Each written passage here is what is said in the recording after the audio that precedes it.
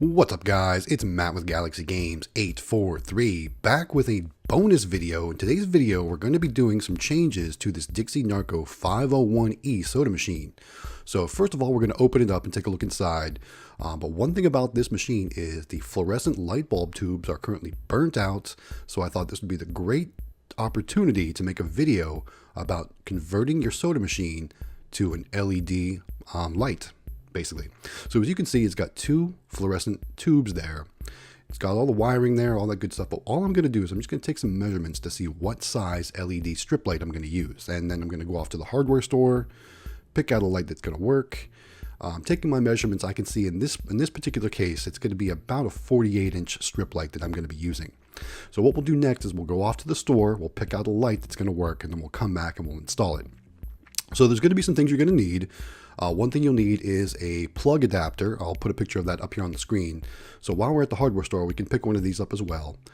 Here we are at the hardware store. I'm just taking a look at what strip lights are available, and I like this one right here. It's a 4-foot LED strip light. It's $34 and change. So you can definitely complete this job for under $50. So I'm going to go ahead and grab one of those. Then we'll go back to the machine and start working on the wiring. Okay, so how wiring works is I'll put up some sort of a thing here on the screen. How wiring works: basically, power comes in to the lighting circuit. It goes through a ballast, and the ballast then goes to the bulbs. So what we're going to do is we're going to eliminate the ballast. So depending on how old or new your machine is, you might see two different types of ballasts. So here's a new ballast, which is what we're going to be working with in this machine. And this is an example of an old ballast, which you might see in some of your older soda machines, some of your older arcade games, things like that. So these are really where you're going to want to focus on when it comes to finding the power, okay? Now also, I'm going to make a mistake in this video, and I'm not going to edit it out. I'm going to show you the mistake that I'm going to make because I want you all to be aware of what kind of mistakes you can make. And then we're going to fix it. So first of all, I'm just kind of doing an overview. The first thing you want to do before you start making any changes or any modifications is power down the machine, right? So what I'm doing now, this machine, obviously it's in a locked power box. I'm going to unlock that, I'm going to power it down, and then we can start our work, okay? So now that we got it powered down, I'm going to remove the ballast plate here on this machine. Now, of course, every machine might be in a different location, but this is where the ballast is for this machine. And remember, I said old versus new ballast. This is one of the newer style ballast, not one of the old ones. So once we get this plate removed, I'll show you the ballast, and then we'll talk about how we're going to get power to our new light, okay? There we go. All right, so there's the old ballast. So as you can see, it's got wiring coming in and wiring going out, and it terminates at a plug there. So I'm doing a quick visual inspection to see which wires I'm going to tap into, because basically, looking back at that diagram, you know, power only flows one way, right?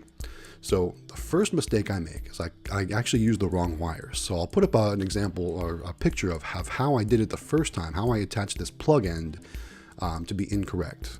So I'm just doing a visual inspection, seeing which wires I need, and unfortunately I selected the wrong wires. The good news is about that is this is a mistake that once you do this, then there's absolutely no power running to those wires. So it's not like you're going to shock yourself when you turn it back on or anything like that. But of course, as a disclaimer, you always want to be careful when you're working with electricity. So I just want to throw that out there. Okay, so what I'm going to do from here, I'm going to go ahead and clip the wires off of the plug going into the ballast. Ultimately, I'm making a mistake here, guys. So I don't realize that yet when I'm making this video, but I make a mistake here and I clipped the wrong wires. So again, let me put up a picture of what the plug end I put on looks like so you can see what the mistake made. It's kind of a visual representation of the mistake I made and why it's not going to work. After I figure all that out, I'm going to go back and of course fix it, but I wanted to keep this in the video to show you what kind of mistakes you can make if you don't use the right wires. So all I'm going to do now, I'm going to strip the ends, I'm going to add this plug adapter on, and then we're going to start testing and doing things to make where I figure out I made the mistake. So let's go ahead and grab that plug end and my screwdriver, because what we need to do now is we need to strip we already stripped the wires. What we need to do is open this plug end, attach the wires to the terminals inside, and then secure it back up. And basically what that does is it makes an outlet for you to plug your LED light into. That's how this is going to work. And you know, sure, you could hardwire, you could just splice it in, you could use butt connectors, you can do whatever you want to do. But by doing this, let's say for example, in a year or two, that LED light dies, right? Now it's just an easy swap out. You just unplug the old one, plug the new one in, and you're back in business. It's easy, good to go. All right, so now I am working on getting those wires. It looks like I'm cutting back the sheathing to make the wires more accessible. That's what I'm doing. I was like, what am I cutting? I'm cutting back the sheathing to make the wires more accessible. And remember too, these wires from here go directly to the lights, but I don't realize that. I think it's the input wires going into the ballast, because basically power flows 120 volts into the ballast, and then the ballast converts to whatever voltage it needs to power the lights. In this case, these wires I'm working on run directly to the lights, so I'm on the wrong side of the ballast, basically, is how that works. And I don't realize it yet, but we're going to fix it in just a bit. So all I'm doing now is connecting those wires to the terminals inside the plug. I'm going to secure it up, and then we're going to test it out. So I'm going to continue doing this. Watch me put these wires on here, and then we'll be back for our tests.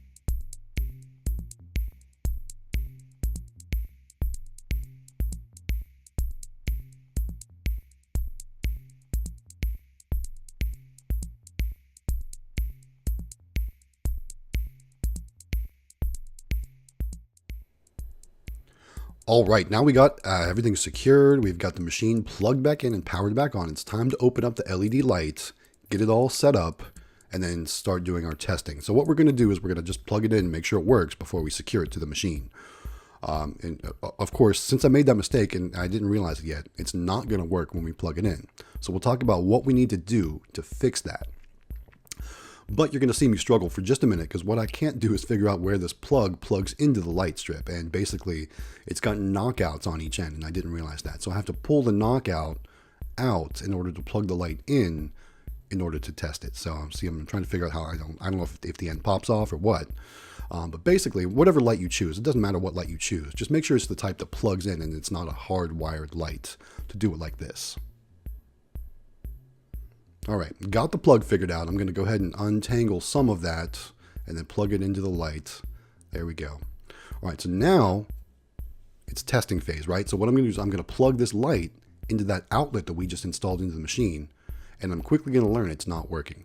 And the reason why is, again, because I have the wrong wires connected. I don't realize it yet, but I've got the wrong wires connected. I've got the wires going directly to the lights from the ballast connected.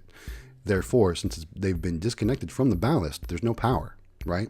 So that's why I'm not getting any light. So I'm quickly realizing I made a mistake.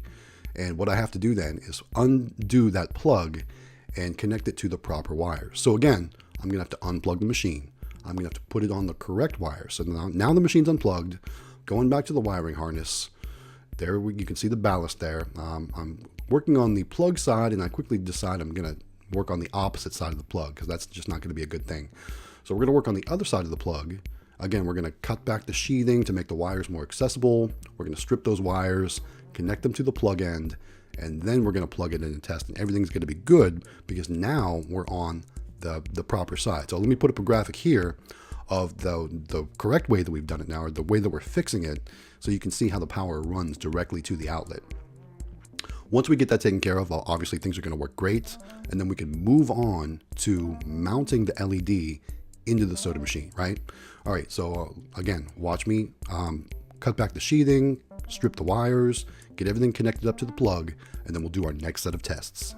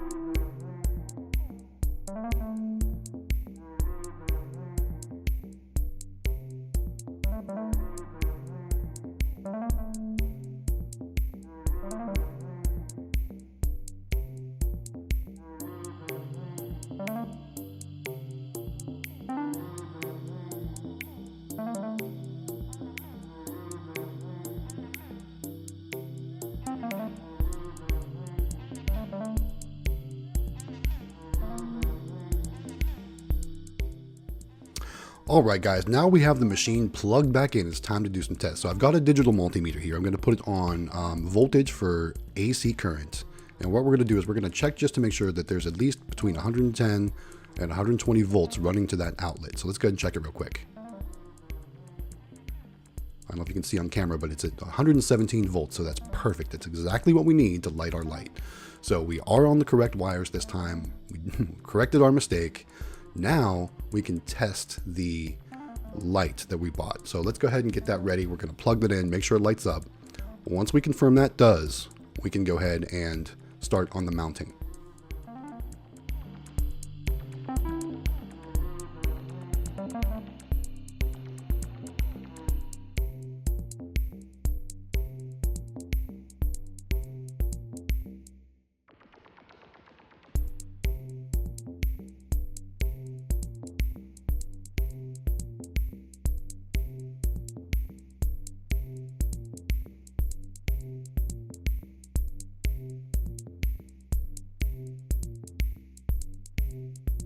All right, so I'm just setting the light inside for testing purposes. Once we make sure it's lighting properly, we'll go ahead and get it secured. We'll talk about an easy way to secure the light without having to drill holes or make any modifications to the machine.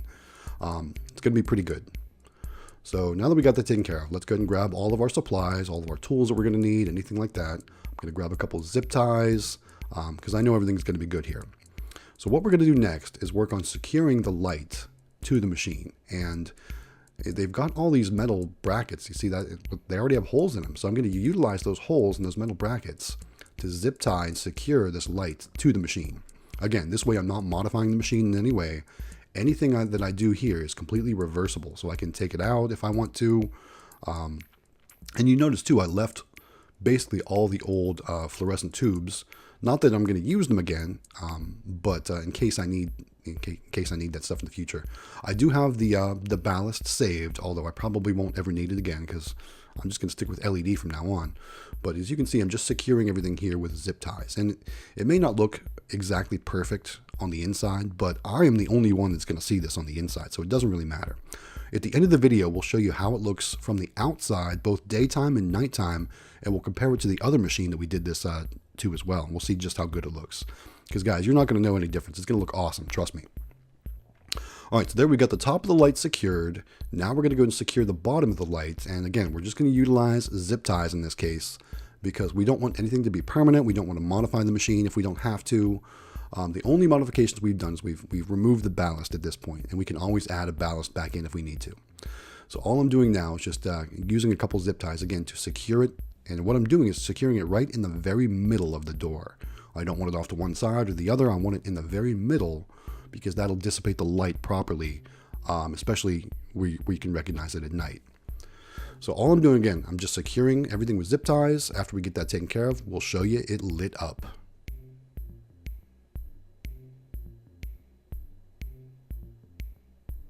While we're doing the final securing, now's a good time to remind you guys, if you like these types of videos, put it down in the comments. And if you like Galaxy Games 843, consider subscribing to our channel, guys. We're growing and we need your help. So subscribe, like, share, do all that stuff to help us grow. All right, plugging the light in and there it's all lit up. Take a look at that, guys. I know it's tough to see here in the daytime, but it's going to be awesome. So let's cut off the excess pieces from our zip ties. We'll close the machine up. We'll take a look at it during the daytime. There it is, all lit up during the day. It's tough to tell right now, but let's take a look at it at night because that's where it really stands out, where it really makes a difference. All right, here's the machine in the dark at nighttime. Look how awesome that looks, guys. And again, we did this for less than $50. And if you can find a light even cheaper, you can do it for even cheaper. It all depends on how you want to do it. But I hope you guys enjoyed this video. It's time to wrap this video up, guys. Hey guys, thanks for making it all the way to the end of the video. Again, don't forget to subscribe to the channel. We're working our way to that next milestone and we need your help to get there. So if you haven't done so yet, click that subscribe button, click that bell notification so you get notified when our new videos and our live streams go live. And while you're down there, please give us a thumbs up to like the video and also make sure you share our videos with your friends. All right guys, thanks so much for taking the time to watch our videos and thank you so much for your support. We really do appreciate you all. It is time to wrap this video up, guys. This is Matt with Galaxy Games 843. We'll see you next time.